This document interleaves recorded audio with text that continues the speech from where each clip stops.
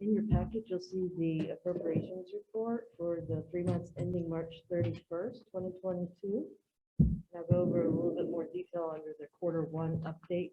But as you can see on this particular page, we have $12,357,075, or 82% of our budget remaining at the end of the first quarter. So we have several expenditures going through today's bills that will decrease that significantly, but we're still ahead or behind, whichever direction you choose to consider it. If we were taking a 112 expenditure system or program, which would put us at 75%.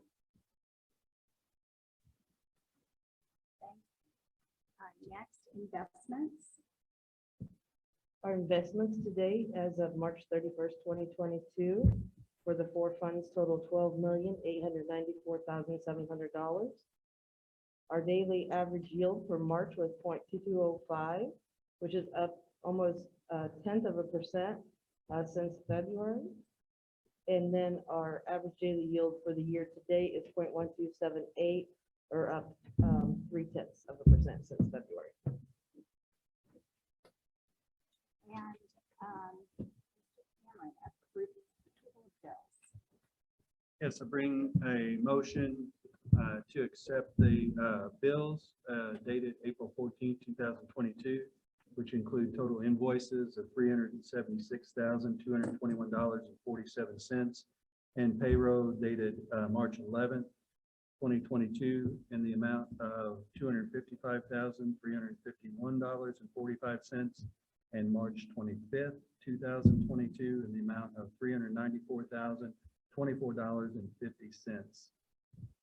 That was in the form of a motion. Do we have a second? Second. A motion and a second to approve the bills. Any discussion or questions? None. All those in favor signify by saying aye. Those opposed, nay. And that passes. Other business.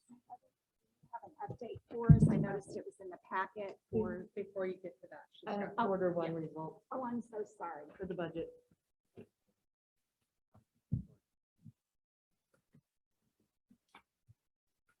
In your packet for this end of the first quarter, I've included not only your library operating fund, but I also included the library interest redemption fund, which is LIRF, and also the rainy day fund.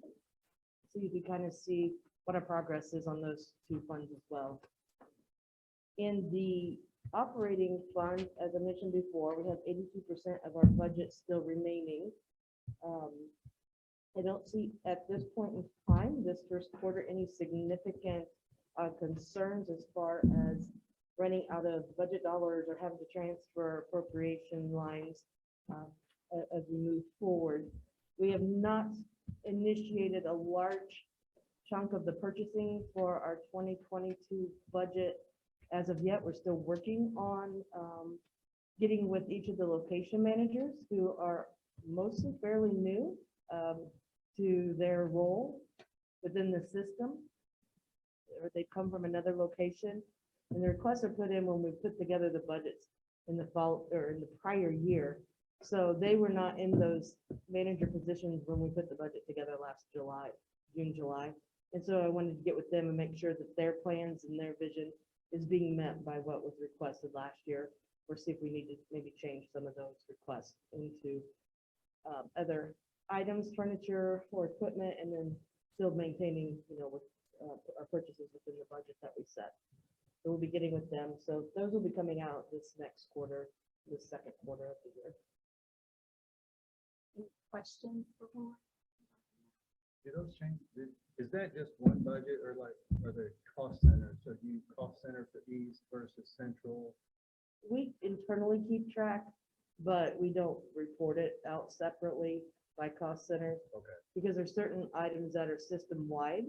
And so when we buy certain supplies, let's say custodial supplies or supplies for all the restrooms, for the break rooms, we buy that in bulk. And so we don't break it down by cost center.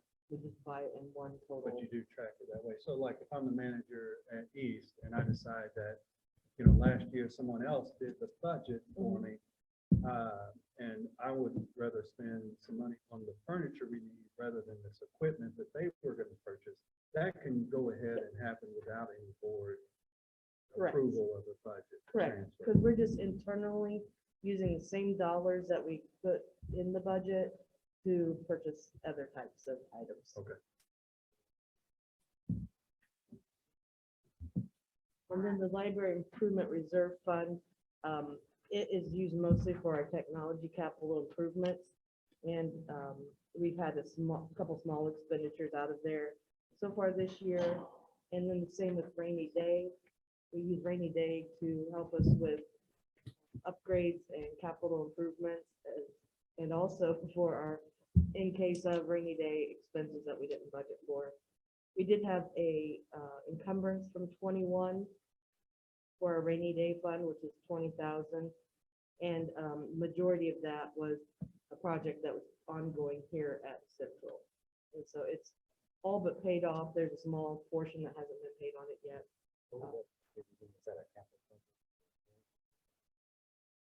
It was, and I can't remember off the top of my head. I believe it was from in Bungie, and it was actually work done last year, but we were we had a little bit, or maybe I take that back. I'm sorry, it was Dyke Brothers, and it has to do with the support columns downstairs. They did some work on them just to shore them up and make sure that they were safe. And then there was some additional expenditures that were ongoing for that. So there's a little bit of, as you can see, about $1,000 still outstanding on that particular project. And that's those actual scaffoldings, the word I was looking for, thank you, that are supporting the beams right now. Once we get into the overall project, those will be taken out, and Dyke will bill us for the remainder of that. I think like 5% of the project.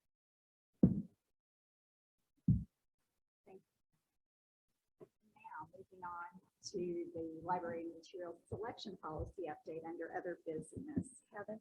Yes, so what you will see highlighted the additional wording regarding the conversation. I did go back and listen to check myself and my notes. So Richard, really, this is to ask you, does this kind of cover what you were thinking of? Okay, perfect. And we don't need to re-vote on it. No. We voted on it, so everything is good. This was just an update. So we'll make that and put it online. Thank you. Did you have a question? Because I missed last meeting, so Yeah. I don't want to weigh in. Did we talk about who the multiple staff members are? How So they get selected? yeah, so it could change during different processes, which is why I kept it kind of vague, so we're not always locked in, because it's usually going to be someone at a location when you're talking deselection. So let's talk deselection first. You're going to have multiple people at the location itself. Then it goes through here at Central, both through TSD and Justin in the materials transfer, to make sure that we're keeping something in the system. Maybe we put it back here at Central instead of keeping it at a location. Selection is going to be different people within technical services department. So it could be the fiction selector, but it also could have come from a recommendation from one of our librarians who selected it, and then they view it to see, is it something we want to put in our collection as well? And then you also have our collection manager. So there's multiple levels all the time. But to keep our policy, just so if we change titles or anything. No, that's fine. And then just one other question. Yeah. And I'm sorry I missed the last meeting. The selection of given material does not mean such is either endorsed or promoted by the librarian or the library. That's a good question. Generally by the librarian is why that's written. So if I am the librarian who does it, I may not personally believe in what I'm selecting. I'm selecting it for the greater good of the community. So it's generally for that. As far as us endorsing, endorsed is an interesting word there, because anything we put, we're promoting. By putting something in our collection, we're now promoting that material. I would argue I- that you're promoting reading and the availability of. The availability of the variety. resources, yeah. So not necessarily, when you're 'Cause I would- nitpicking one. I would suspect that there's probably things in here that a lot of people For Might sure. not promote what we're gonna have because they're Definitely. appropriate, and meet Exactly. the criteria. Yes. But the sentence is to cover the actual personal selector. Okay, I was just curious, it just, I kept getting hung up on that sentence. Yeah, that's a great Well, question. Let me back up. I'm sorry, Mike. It was elsewhere. I was That's thinking okay. when you asked me Yeah. that question about that. I thought in our earlier discussion, it was, that there was some, what my concern was, you have a lot of different criteria. And there's really no hierarchy of how you evaluate. And I get, you know, some criteria may apply, some don't, but it was, you identified right from our discussion that there are criteria in is the material damaged? Is it dated? Is it still relevant? I mean, there were, as you picked off, a series of items that appeared to be High priority. high Yes. priority, and that really didn't kind of come through. So, and the reason, so I'll go back to writing a policy that covers multiple things, because we're talking about selection, Sure. duplication, replacement, and withdrawal. Sure, sure. Each one of those is going to have different criteria that are higher priorities than others when you do it. Right. So essentially what we try to do, what I try to do specifically, but we as a library, try to policy so that we don't have to touch this over and over again, right? So we're covering as much. And then procedurally, internally, allows us that wiggle room to, even the withdrawal, you may look at one thing and withdraw it based on, let's say, relevance. Specifically, like we did talk about last time, something that is very dated technology-wise. And so then in that instance, you're going to use relevance higher than maybe a relevance of a classic book. That's going to be different. You're going to weigh those differently. So each instance is very different, especially now that we start adding in that accessibility online. Something that might be out in the free market, or some of those Gutenberg titles that are out there. Do we need to have 20 actual physical books anymore? Not necessarily, but we might want to keep one. So you might deselect 19 but keep one. Sure, sure. But again, different materials. So it really is to cover all those different varieties of processes and ways that things can be either selected, duplicated, or deselected. So, because there's not going to be any one way. I mean, consideration of what we discussed last month, it really isn't any different than this list that we kind of discussed, but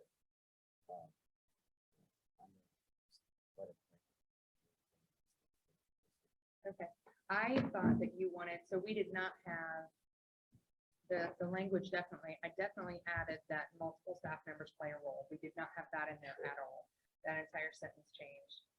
We also put in that there was a combination of criteria that would be used, because we talked about your question last time, whether professional judgment alone would be enough, and it is not. It has to be a multiple of those. And then I just broadened that base sentence examples of the criteria. So it, again, broadened it. That was, I'm just explaining how I worded it based on what we discussed. I don't know, other than policying our procedures, that there's a way to get to that, and it would be so minute. I think maybe I was thinking along there could be a series of steps.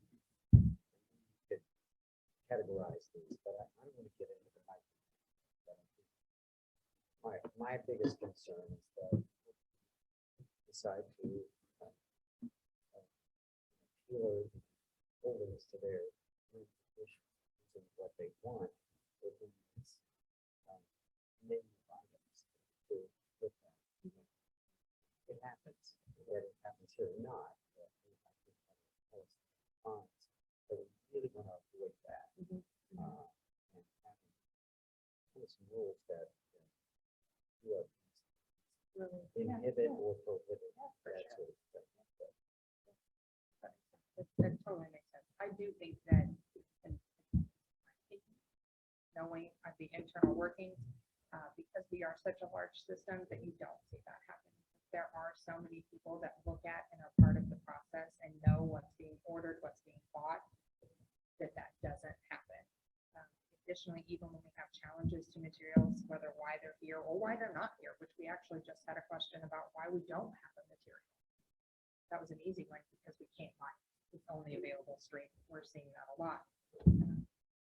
When we respond, there are always a number. These are the reasons why this was purchased, and it's always multiple. If there is only one and it's down to professional judgment, that's not gonna be a good challenge for us. It's always based on ratings or the relevance because it's an Oscar nominated or Oscar winning drum, something like that.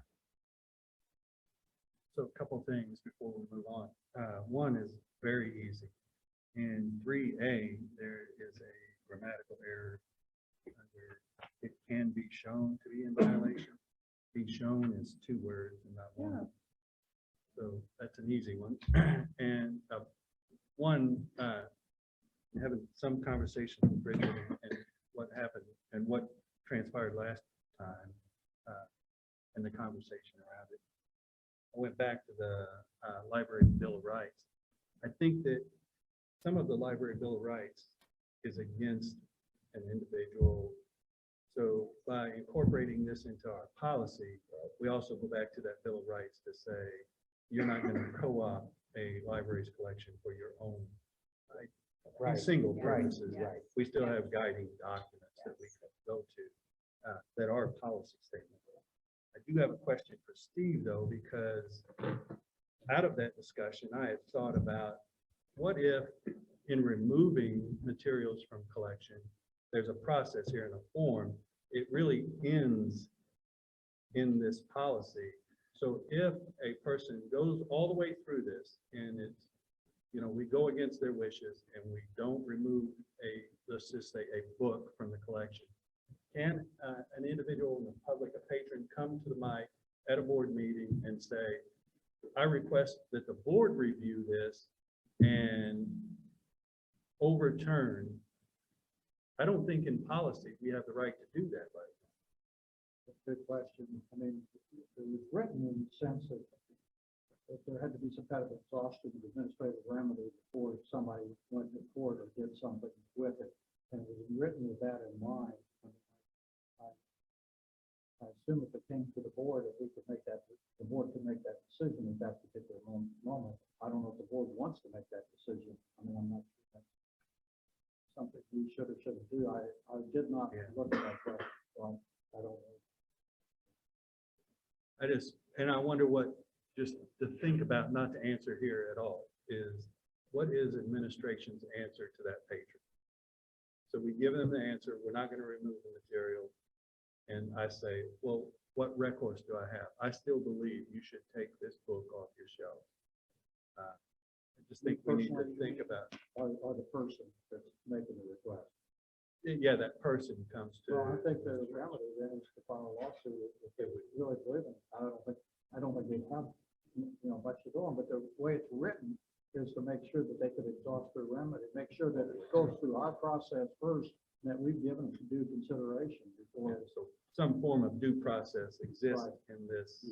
Make some kind of, you always talk about exhaustion administrative remedy, and you don't want somebody just to walk into court and file something without giving us a chance to act on it. Okay. And really, when that request comes to us, we're reviewing it for that reason, that are we doing it right? I mean, are we following the process and procedures that we are set? Okay, thank you. So technically there is not that is viewed. The Word doc is actually separated onto. I'm double In checking. here. Yes. Good deal. Yeah. So we're both right. Yes, we're about right. Thank you, Heather. All right, SEMO Dinosaur Art Update. Okay. You guys remember probably a while ago, we were approached to participate in a Dinosaur Art Trail sponsored by SEMO. And we finally got the answers back to the questions that I believe Eric had. How big is the installation and who will be responsible for the maintenance of that installation? And it is 4 feet high, 4.5 feet high by basically 20 feet long. And so it's a pretty sizable dinosaur, but we do have room for it to fit, obviously, and obviously the board agreed to this in principle. They just wanted to know how it's going to be secured and more importantly, who will take care of it. And from what we understand, SEMO will have a MOU that the, I'm going to say this wrong, the Downtown Development Association, which is ED, Josh Armstrong's. yeah, they will be taking care of that trail. And there'll be some forthcoming MOU. All planned. So that is the update we have for you. So it'll be part of a trail, nice pretty dinosaur out in front of the children's window that they will take care of and we will mow around. The care and feeding of dinosaurs will not be our responsibility. No. Great, thank you. And staff spotlight. Gina. Hello.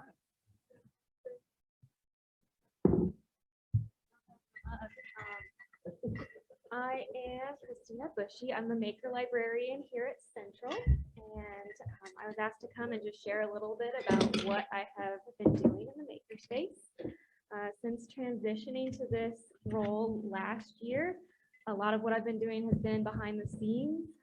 I've been working with a variety of different departments and people within EVPL preparing to open, writing rules and a waiver and all of that so we make sure people are safe and know expectations when they're in the space. And of course, I've been learning how to use all the equipment myself and still continue to do so. In February, I hosted 2 open houses for staff to come in and get a chance to see what we were offering. With the help of some of my coworkers, we gave them a variety of souvenirs that they could make and take with them, and that's some of the stuff that is getting passed down. We used the 3D printer, Cricut, embroidery machine, all of that to kind of showcase what we have to offer. And then this past March, we had a soft opening where we opened Maker Central to the public, finally. It has had limited hours on Mondays, Wednesdays, and Fridays. And I tested 3 different times of day over the course of a month. And that experiment has led me to see that the afternoon and evening is the preferred time. So this month I standardized the times we're open, Monday, Wednesday, Friday, 3 to 6 p.m. and with the option to reserve time outside of that if that works better with someone's schedule. Currently, I am continuing to look at some updates for the space and creating training videos and quizzes and looking at ways to get more staff involved and get them trained to help in the space. And of course, continuing to learn all the equipment because it's a steep learning curve. And yeah, later this year, I'm hoping to have some sort of grand opening of Maker Central with, you know, big hoopla and surprise. In the meantime, I'm continuing to have those limited open hours and listen to staff and library patrons about what they want and need so that it can continue to evolve to reflect that. So yeah, there's Makerspace. Have any questions? Or I'm just curious about when you're open, kind of the age of the patrons. Is there any general trend yet that you're noticing? It is all over the place. I've had everything from parents bringing pretty small kids, you know, 7, 8 years old to do something with them, to teens, and a few adults by themselves as well. Walk me through a typical session. Does somebody say, you know, I wanna, you know, or is it a class that says, here's 4 o'clock, we're gonna talk about, how does it work? I haven't really done much in way of classes yet. It's pretty much like you initially said, you know, you come and say, hey, I really want to make fill in the blank. Some people come in and say, I already have an idea. Some people want some direction. They don't know even where to find ideas, and I'll pitch some different stuff of, hey, you could do this or that, or what are you interested in? And then I just try to work with them to make whatever they're interested in. So if they make, let's say, Mhm. they got the idea, I'm gonna make some sort of board game, action figure, figure. Mhm. Is it a situation where somebody comes in and says, okay, what, do they pay for the materials or is this a free of charge for them? Currently, everything is free of charge. You just have $1 million idea about Man, a I've 3D got- chess. Yeah, it's it. I've got Monopoly 2. There you go. So my question is, I think in the director's report, Library of Things procured a dulcimer. Is that true? Yes. So do we collaborate between Library of Things and Makerspace? Is Oh, there opportunity to collaborate within the Potentially. library? that's Not that I a want to good make a dulcimer. Oh, you want to, But, I mean, I don't know if Makerspace is a place where you learn about or learn. it could be. Yes. I would have to learn how to play or someone Yeah. would. The short answer to that is, I know we just recently had a program not too long ago where we made a bass ukulele. Mhm. And that's definitely a maker project. That could be in the Maker Lab. It wasn't necessarily done in the Maker Lab, but it was done by library staff. Mhm. And it is a maker project. So there is the possibility for those types of things, yes. Especially when we get to having a dedicated space for audio or stuff, which we have some of that equipment right now, but the plan is to give it a space of its own. So you can be working on a 3D printer, podcast, or recording music or whatever. I always wondered about that, like NPR does on Friday, what is that, conversations where they're recorded and storyboard kind of Storyboard, thing, yeah. you know, locally, you know, there are a lot of, I mean, just great voices and great Mhm. history. Charles, do you do some of that? Mhm. Yep. Mhm. Yeah.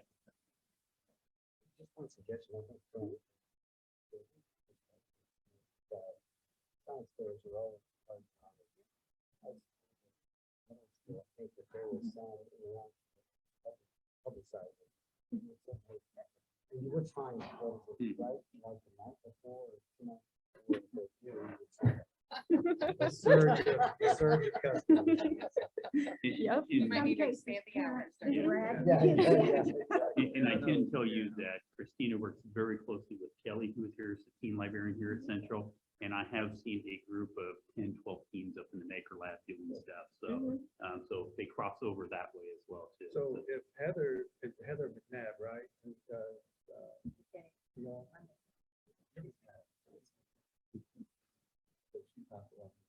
No. All right, I am not gonna try any names anymore. So we do have folks that do PR. Yeah. If they snap pictures or if there is something that EVSC can send out, we constantly do from our PR perspective. Who is Jason? I do know his. We know Jason does that, Wickenberg does that Yes. for EVSC, so always willing to collaborate, and anytime, you know, I think a lot of times a teacher, if they see what's happening there, then they see themselves or their class in it too. Pre-COVID, we used to go, what was that fair that we took the 3D printers to with Tech- EVS? The tech fair. Yes, Mhm. yes, And I Yeah. did that. That I think that- yeah, Mhm. we did that for many years. Charles, my- yeah, that's Mhm. perfect. And we do have, CDSC does have some 3D printers and some tech programs, not every school, but we. So that's a great collaboration as well, just talking to some of the teachers that work with those, that technology about some of the opportunities and programs and things they created our students. Thank you very much. Thank you. Appreciate it. All right, any announcements? Just a couple of quick ones that didn't make the director's report in full. Just wanted to let you all know at the end of this month, Ecologics will be coming out to evaluate the Oakland Meadow and wetlands area and give us some ideas of how to make it more sustainable, I guess, and bring it back, because I don't know how many of you are master gardeners, but when you do a natural garden, they aren't perpetual. You have to keep weeds out of them. A lot of the ways, yeah, you have to do that in natural garden is by hand, so it's intense labor, but there's some things you can do design-wise to help with that, and certain, chemical sprays that you can use that are eco-friendly that these guys know about. And they come up here every probably 2 to 3, 4 years. It's been a while since they've been here because of COVID, so we have them lined up for the spring. And to segue into that, our long-term volunteer that has worked very hard with her crew, Pam Walker, also a former employee of the library, is having to retire from this project. She sent us an email earlier just because she's done it for years and she's got other things going on in her life and she really loves it. So we're going to do our best to try and keep up with what her and her crew did, but it is very painstakingly labor intensive to do that. We do the best we can with mowing the paths and getting things weeded, spraying it properly in the fall and spring, but it's still, natural gardens aren't necessarily natural. Like people think they do take a lot of work. Yes, we've already been in touch with both of them. Yeah, we've been in touch with them, and they've actually helped us out with some volunteer hours in the past to help out here and there when they can. But they have their stuff they take care of too. So that's but we have great partnerships with Weapons. And the other potential project, I should say, is we've talked about the East Library tennis court in the past. I've been approached by a community member, Dean Hall. He's a former tennis pro, did a lot of professional tennis teaching down in Florida, but he's from here in Evansville, played college tennis at UE. And he was giving me the history on some of these tennis courts here in Evansville. And we had 4 courts that were created in Evansville that were part of the Arthur Ashe Foundation project, and that is one of them. And while attending other community meetings and the neighborhood community meeting that meets at East, they desperately want us to try and do something with that tennis court. And believe it or not, they want it to be a tennis court again. And Dean, with his connections, he's given us some information from the USDA. He says there might even be some grant funds available through the USDA or partnering, at least with some, marketing, something like that. But we've started some talks because there is some community interest in bringing that tennis court back. Speaking of labor intensive and resource intensive, yeah, I mean, from the tennis courts that the corporation maintains, I know that sometimes you redo it for practice. Yep. So it was great if grant funds were there. Correct. Yeah. That would be a great place to. Yeah. Are there basketball courts there too? There I'm trying was to a remember. basketball hoop that was put in by the community on the tennis courts. I believe there used to actually be a basketball court with hoops that was taken out years ago. Yes, we did have one. Their park side of the tennis courts. Mhm. and we had- Okay. And then Boom Squad still is in the St. Paul's. Yes. Mhm. Any other business? That is all of the announcements I have right now, other than please look at your statistics. They're looking really good this year. Staff's working really hard, and look at the library calendar because there's some great events coming up. Staff are doing a great job of coming up with a bunch of creative programming and really interesting stuff coming up. So very exciting. So Wendy, you might want to mention Rochester and Sheila. Yes, just to let you know that Derek has, is no longer on the board because of replacement, maybe Sheila. Oh. So she should be with us. She should be with us. Sheila has.